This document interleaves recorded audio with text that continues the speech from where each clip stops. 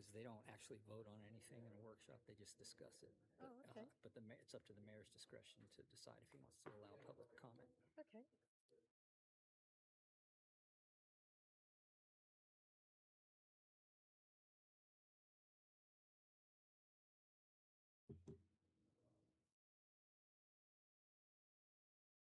Thanks. Okay, thank you.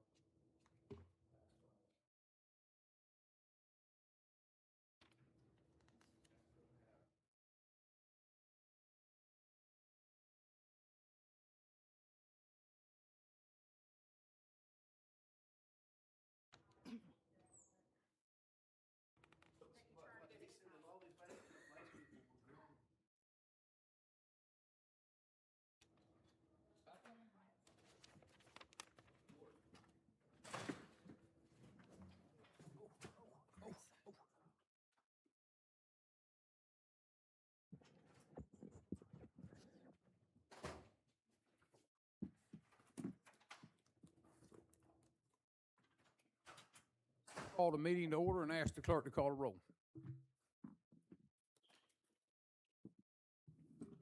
I'm sorry. Mayor Baldwin? Here. Mayor Pro Tem Thomas? Here. Councilman Collins? Here. Councilman Coyne? Here. Councilwoman McCombie? Here. Councilman Skidmore? Here. Councilwoman Wober? Here. Mayor, you have a quorum.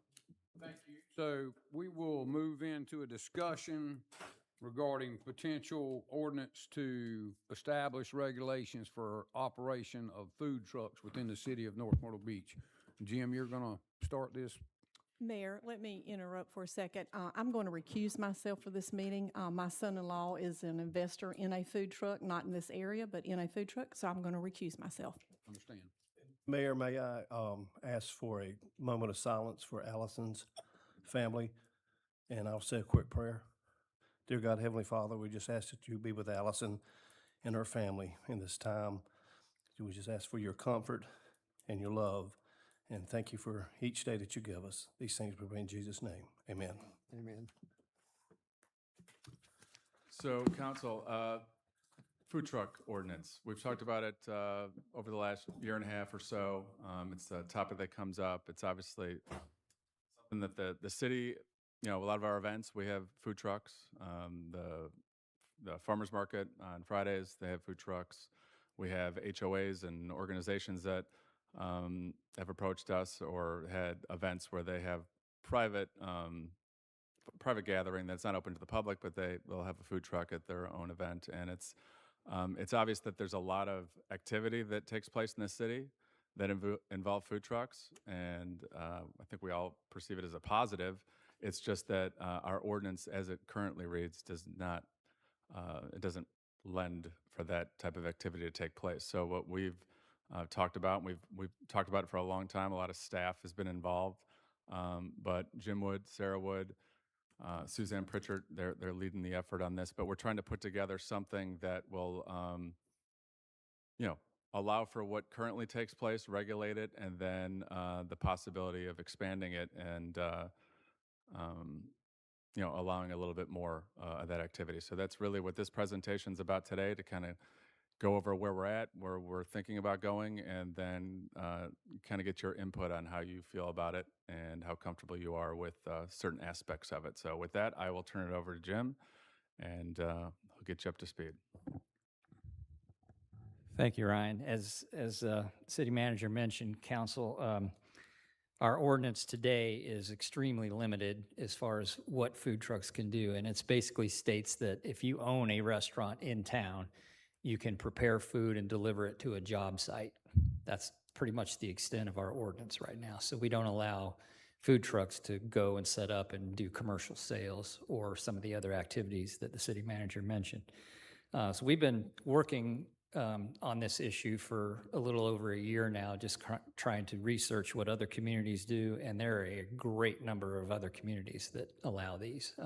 I think we're probably in the minority in that we have not changed our ordinances yet to allow this.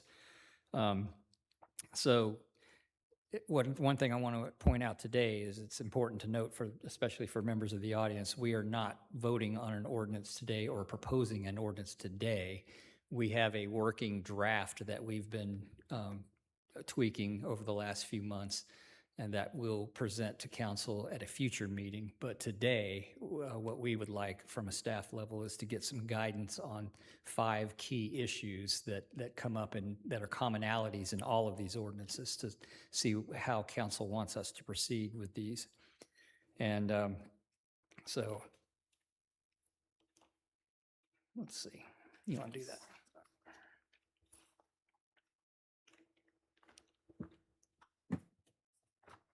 So again, why propose an ordinance? Right now, we don't allow food trucks to operate commercially in the city.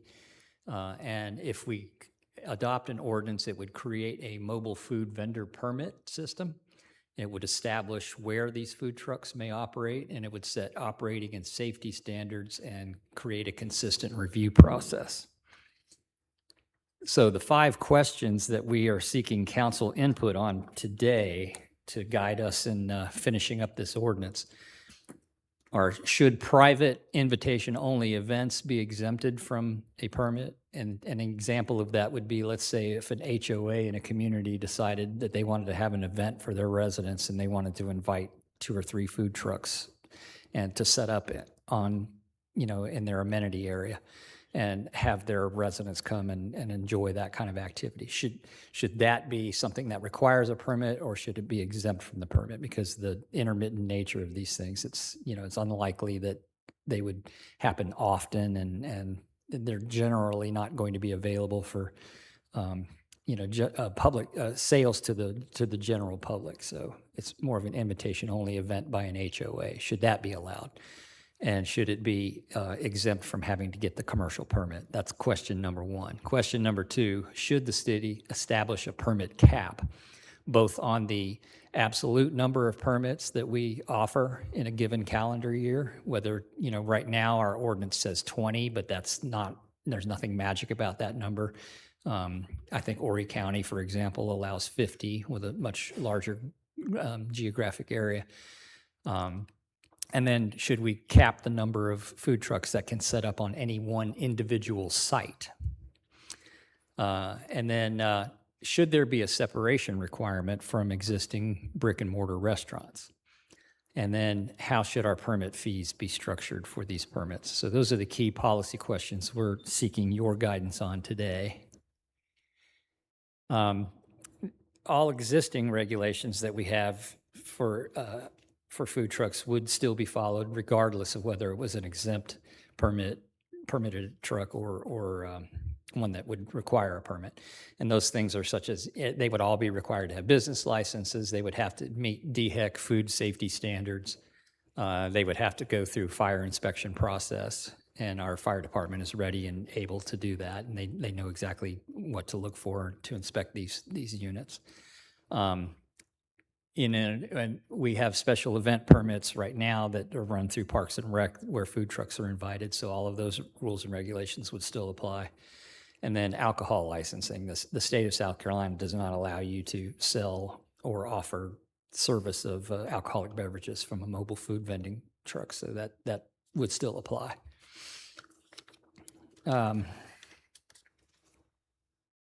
So point number 1, or actually, these are some of the things that we would propose exempting from the commercial style permit. City-sponsored events or special events that are permitted by the city, because that could be something where a food truck vendor might come in for, one of the city festivals, and that might be the only time of year, or the only one time a year that they want to come to the city and operate. So it doesn't make sense, in our view, to require a special commercial permit for that.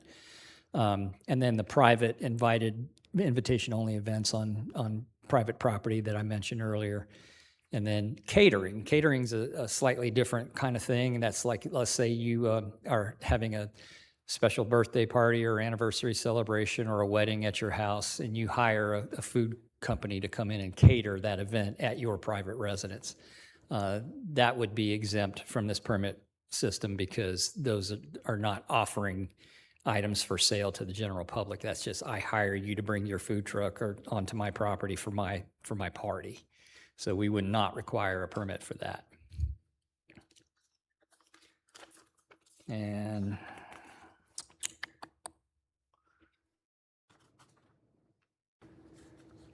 in our current draft, going to point number one, these ones that we're proposing to be exempt, birthday parties, weddings, HOA events at an amenity center, ice cream trucks at a daycare serving kids, should these limited events remain exempt? So that's decision point number one.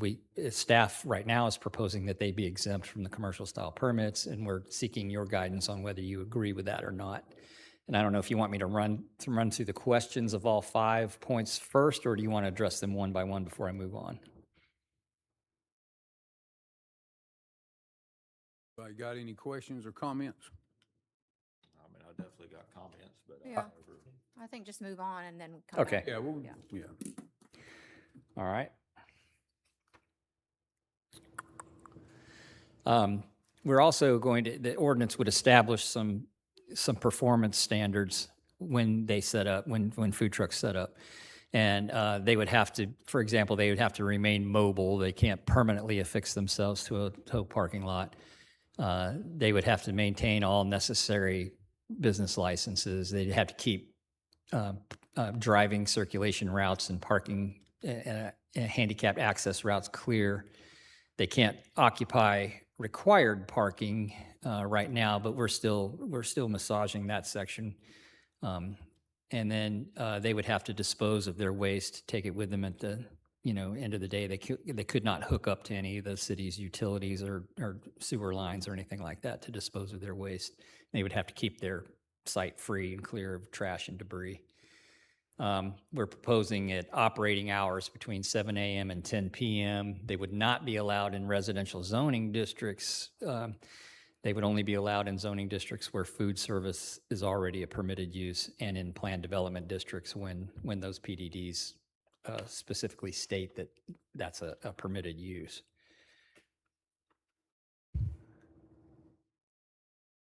In our current draft, we're proposing 20 permits per year. Again, nothing magic about that number, so we're seeking your guidance on that point. That's decision point number 2. Is that a fair number? Is there, we'll work on issues. When we propose the ordinance, we'll work on issues like should there be a cap on the number of permits that any one operator can have? I mean, we wouldn't want someone coming in and buying up all 20 permits. So the decision question here is, should the city establish a permit cap? And if so, is 20 the right number?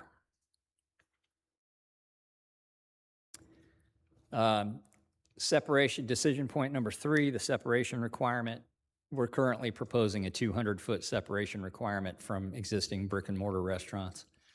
I think Myrtle Beach is 300.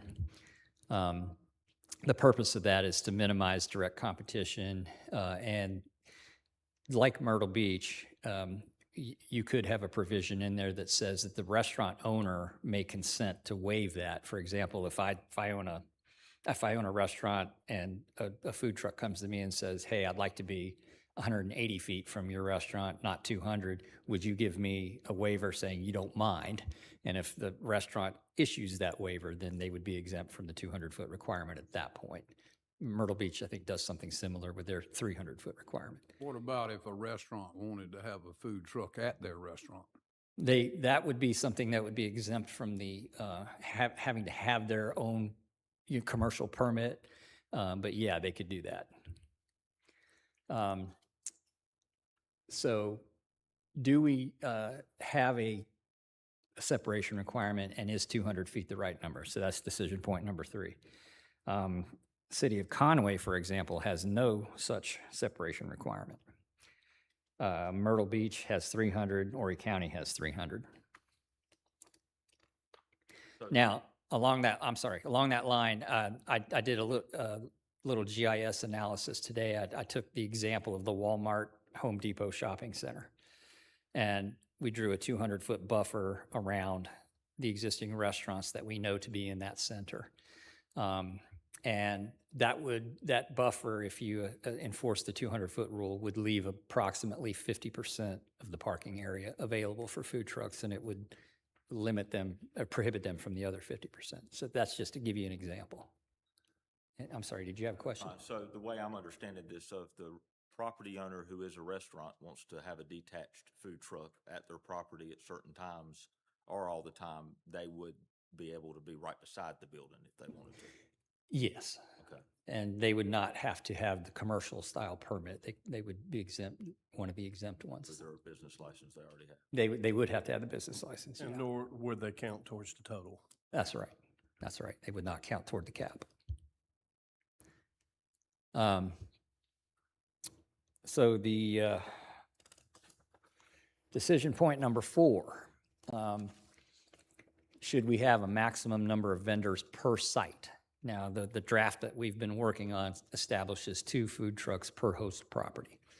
And that's, if you get a desirable location and 5 people want to set up food trucks in the parking lot, is that too many? So we can see where a scenario where that might happen.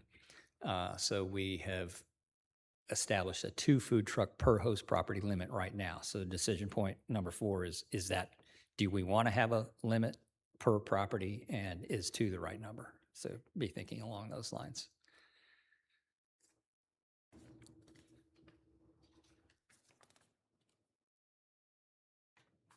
And decision point number 5 is the permit cost.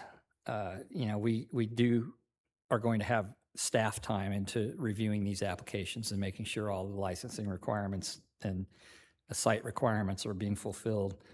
And then we are proposing in our first draft of this is that we have a $250 initial vendor permit, which would cover their first approved operating location. And then if that particular vendor wanted to have other locations that they could operate on with the city, then each additional location would be a $50 add-on to that permit fee.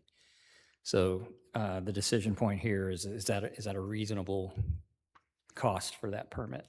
Would that be included in the potential 20 permits allowed?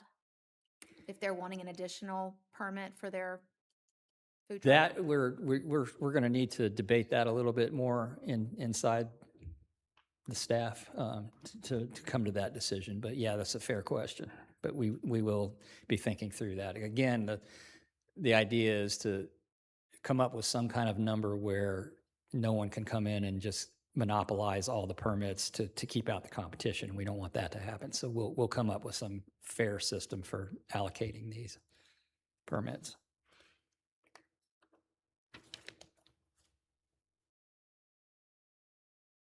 So the administration of this, it will be administered through the Revenue Department using an online application, and then that application will be routed through the various other departments like Planning and Development and Public Safety to make sure that everyone has a chance to lay eyes on it and sign off on it. So it's multi-departmental review, and the enforcement would be through revenue enforcement officers and code enforcement officers, and also fire marshal personnel. So that's the end of the presentation. So we're happy to answer any questions that you might have on this. Where would a potential food truck be located? Not on public property, it'd have to be on a private commercial site? Is that what you're thinking? Yes, sir. They would have to go. They could not be allowed. Well, I mean, they could be on city-owned property if the city permits it. But as far as operating from a street, no, could not do that. They would have to be on private property. I do have one concern. So obviously our brick and mortar restaurants, they capitalize in tourism during the 3-4 months, about 3 months we have now. So are we going to restrict somebody from just leasing a piece of dirt, having a food truck capitalizing during that time, and then they're gone? They don't have all the other expenses to survive through the year? What is your thought on that? That's one of the biggest, debating points about the desirability of food trucks is this whole competition issue with brick and mortar restaurants. And I've asked people in the industry about that, and a lot of them say that it's a mixed bag. There are some restaurants who might be operating a little bit on the margins, and they're concerned about the competition. Others, restaurant owners say, I welcome it because it creates an atmosphere, a festive atmosphere where there's, food service, lots of choices, and it draws in more people than it otherwise would, and some of those could bleed into my restaurant. So there's no clear, I guess my view on it is, I don't, as one council member, don't see a problem if an HOA wants to invite them in. If I have a birthday party for one of my daughters and I want to have a food truck, but for somebody to lease a piece of dirt for 3 months and set up and compete with our brick and mortar restaurants, I mean, I'm not okay with that. If the city wants to have a festival and have a big food truck festival, I think that's great. But to sit there and compete with, the brick and mortars that have so much more overhead during our small tourism window, that just. Yeah, I certainly understand that point. And in one of the earlier drafts, we had put a limit on the number of days a week that a particular site could be used so that someone's not there 7 days a week. And if that's a concern that council shares, then we can certainly reintroduce a limit like that. What if it was just, you allowed it only at a brick and mortar building, a food truck? In other words, that owner of that brick and mortar building would have to ask or pull a permit to have a food truck there that day. There's been a lot of restaurants, I've talked to at least 4, that would like to have food trucks there, and I'm not exactly sure why. They're all different reasons why they want to do that for different events, different times. But there's not many places that are vacant pieces of property, but I can see where if there was one and somebody put it up near a restaurant, I agree with Councilman Skidmore, I would not think that would be, something we ought to do. But if a restaurant wants to put a food truck in the restaurant, like maybe they only serve dinner and they want to have lunch during the day or something, or something like that, or you have a shopping center where you have, like Lowe's, I've even seen maybe they were selling hot dogs. Maybe that wasn't a food truck or something, but people running into Lowe's and grabbing a hot dog. But at a brick and mortar building where that owner of that building gets the permit. That's my thought. I'm more on like Jose with the taco stand that goes and he sets up in a parking lot or vacant piece of property, you see it. That's more what I'm speaking on. I don't have a problem at all, like you're saying, with the brick and mortar business wanting the food truck there. And I agree with Trey because, they're not paying impact fee or seat fee.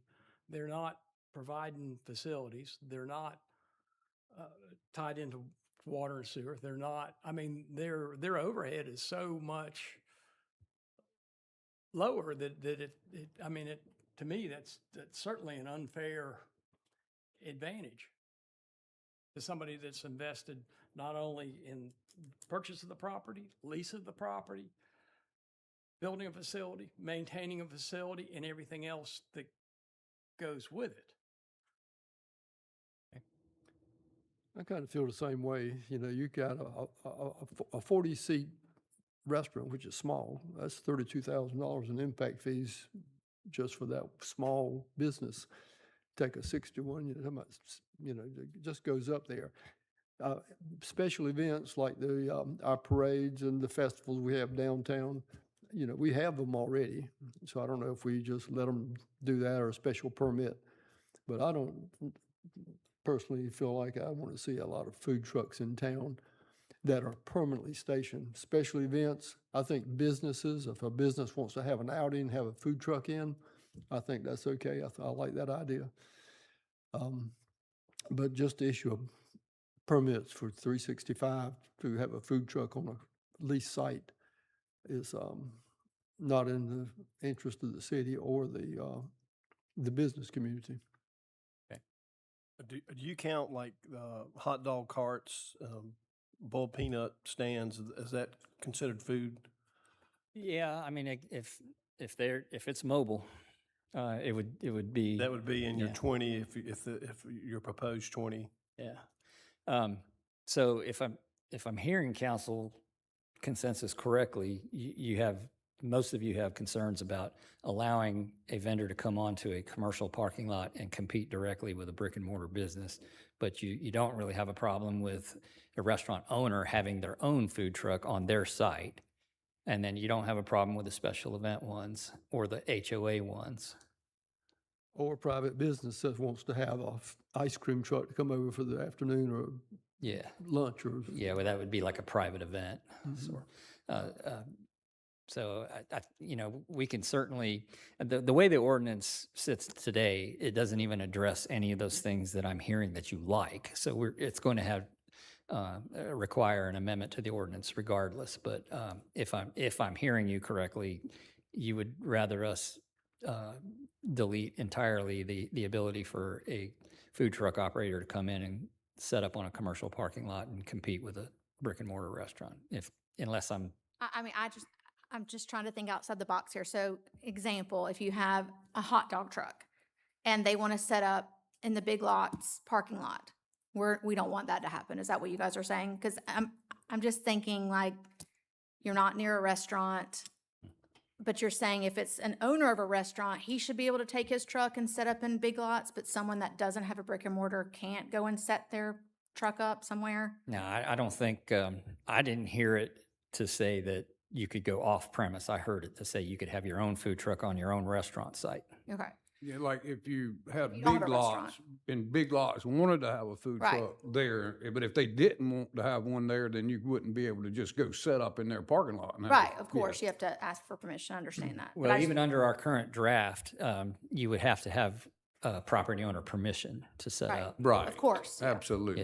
Yeah, so that, that shouldn't be a concern there. But, every food truck ordinance, well, not every, because Conway almost seems to, they don't have a separation requirement at all. But the vast majority of food truck ordinances that allow the commercial selling do establish some kind of separation requirement to get by this idea of unfair competition. But if it's a policy decision that you have to make, and if you're not comfortable, if that's a step too far right now, then we'll certainly adjust our draft to reflect your thinking.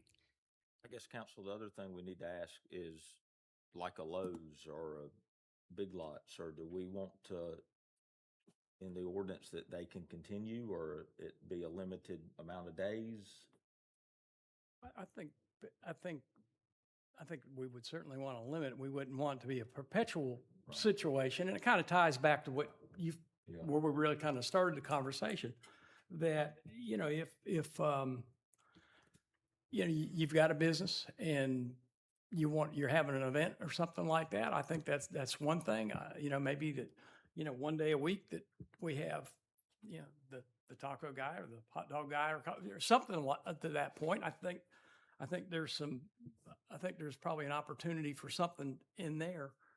I'd kind of really sort of like, and I know we're going to probably get some public comment, but I'd certainly like to hear from some of the folks in the audience to get their perspective on it, because I know we haven't quite, we're sitting here we're sitting here looking at it in one particular way on more of a administrative side, opposed to the real world and what they face in business every day.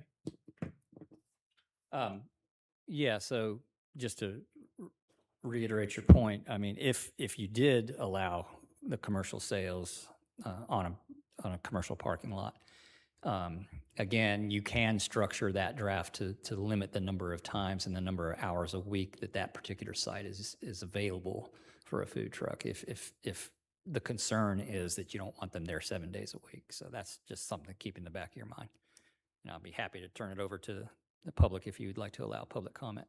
We will do that in just a minute, but Okay. I think we I might had have. some question about two questions. One about the permits.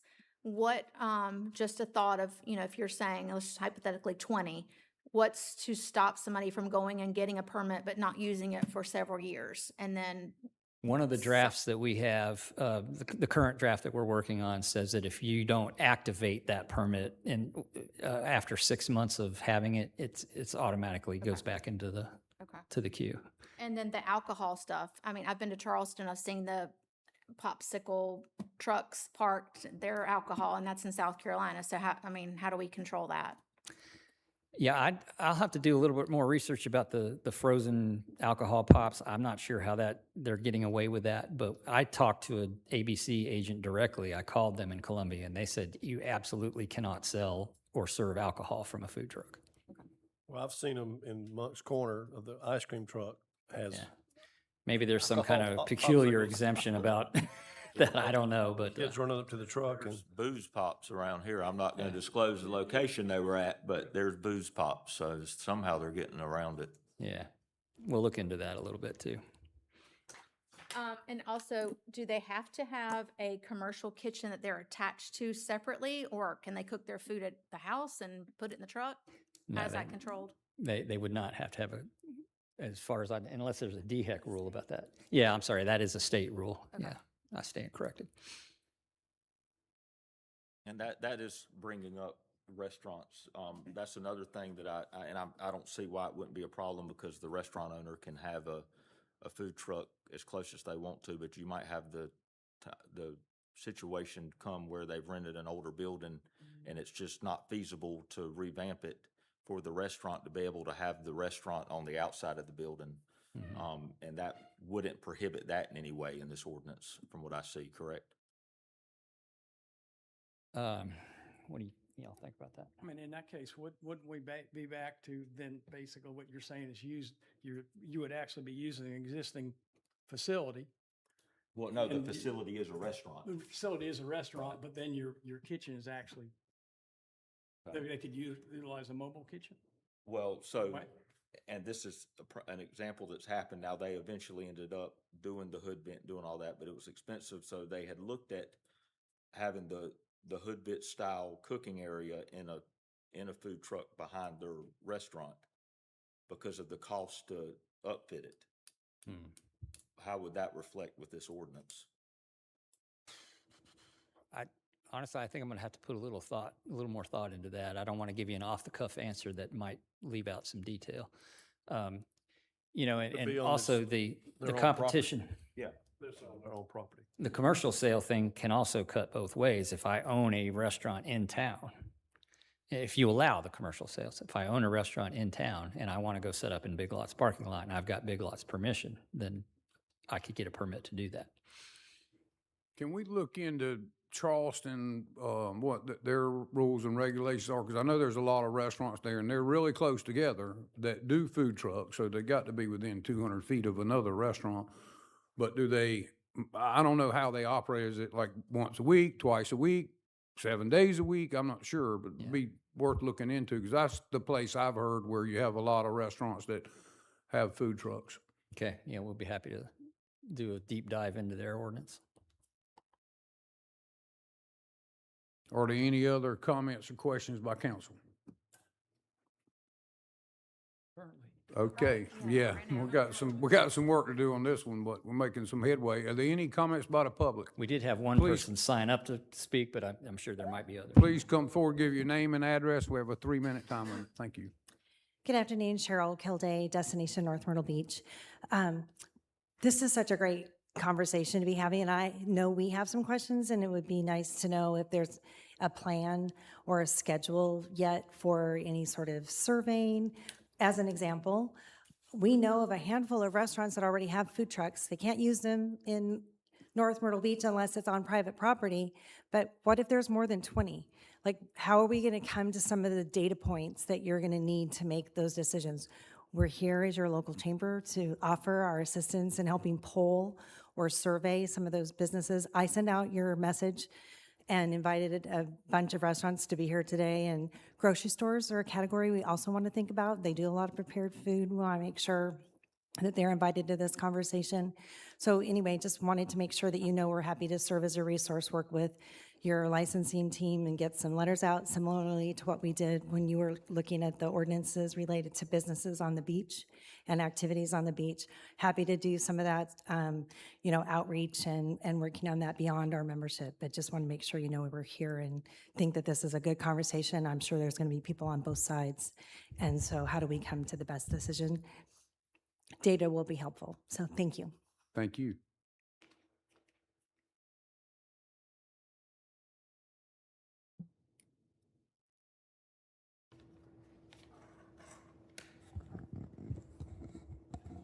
Pardon my strange glasses. I just had cataract surgery. Many years ago. Ma'am, I'm Oh, sorry. my name. Please, yes, please, thank you. Dr. Jacqueline Bader, Del Webb, North Myrtle Beach. Many years ago, sadly, I became old enough to reside in a 55 community in which I now live, Del Webb. We have a lot of activities, but we have no restaurant, so food trucks would be most appreciated throughout the year and highly supported. I spoke with 81 people before coming here today who live in my neighborhood, and I got a clear consensus. The scenario is, I learned that it's not going to take away from any business of a brick and mortar because it's a completely different scenario. When we're all hanging out at the pool or if we're at the bocce ball court, we're not going to walk home or golf cart home to get in our car to drive to a restaurant to have lunch. But if there are food trucks in our parking lot at the amenity center, then certainly we would support those businesses. And then later that night for dinner, we're all going out to the restaurants. Most of us eat half our meals at the local restaurants, and we would continue to do so. It's not like at any moment in time we have a choice, oh, I'll eat at that food truck or I'll eat at that restaurant. It's a different thing. It's at the amenity center when we have all these activities, and we would be a real, and it's more income for the city, correct? Not just the permits, but don't they also pay income tax, all these new food trucks and new businesses? So we are all hoping that you will at least allow food trucks at amenity centers, at communities like ours. Thank you so much. Thank you.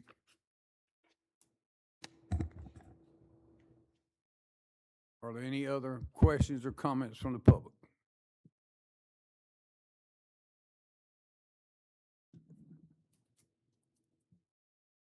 I'm Tom Barnett. I live in 21st Avenue North. Hey, Hank. Been here for a long time. This subject is a can of worms, I can tell that. I would suggest, as someone mentioned here, leaning on other municipalities to see how they do it so you guys don't have to reinvent the wheel. But there's one thing that kind of sticks in my mind, and I question the legality of the city being able to base any decision about this subject on unfair competition with brick and mortar. You don't limit the number of real estate companies or plumbers or the number of trucks that one guy can buy, and maybe he'll make more money than and maybe that restaurant that pays $30-some thousand for their fees each year has the potential to make a whole lot more money than this guy with his truck. So it's something to think about, the legal aspect, I think if basing any decision and making us know that you made a decision based on unfair competition seems like a pretty hairy thing to do. There's probably other ways maybe to approach that subject. I hope we get food trucks. I certainly don't have one and will never have a food truck, but I'd be a customer if there was a place where I knew I could go a few times a week, maybe, or a time a week, and pick up a taco or something, and ride down the road and eat it in my car. So hope you guys can work this out, before I get to be much older. Thank you for your time. Thank you. Are there any other comments from the public?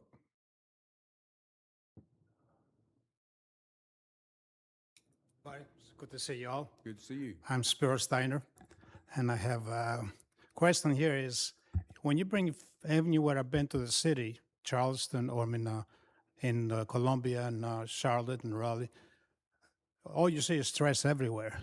You never see in any area that it's got food trucks that it's clean. All you see bringing all the trash into that area. And I think our city is to go in that. We have a beautiful city here, clean, and we don't want to trash it with food trucks.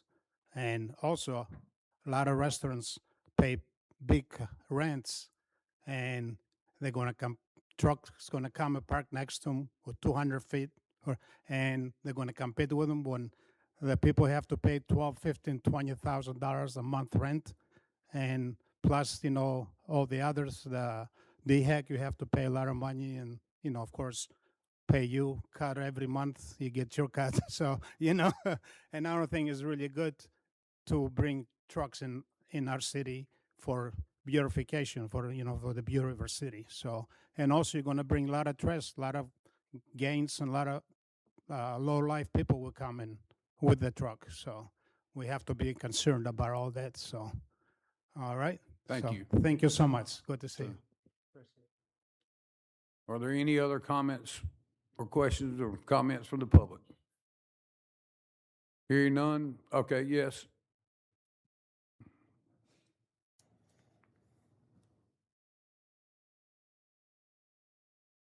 Hi, I'm Ed Prince from Cherry Grove.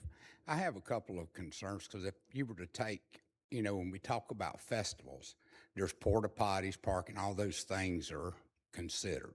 You talk about bigger parking lots. Where's the bathrooms? Where's the trash pickup? You know, because I have to have a dumpster. I have to have restrooms. I have to keep those up. I have to have my parking at a certain level to be able to use it for the public. If not, your city rental spaces that we have, not the city, but the ones that we let the public use, they have to be brought up to a certain standard to be able to be used for parking. So I don't think you can just let someone have a food truck and not have to meet any of the other standards that the rest of us have to comply with if that becomes something the city wants to do. Thank you. Thank you. Are there any other comments for the public? Hearing none, I'll need a motion to adjourn. So moved. Second. There's a motion and a second. All in favor say aye. Aye. All against. The meeting's adjourned. Thank you.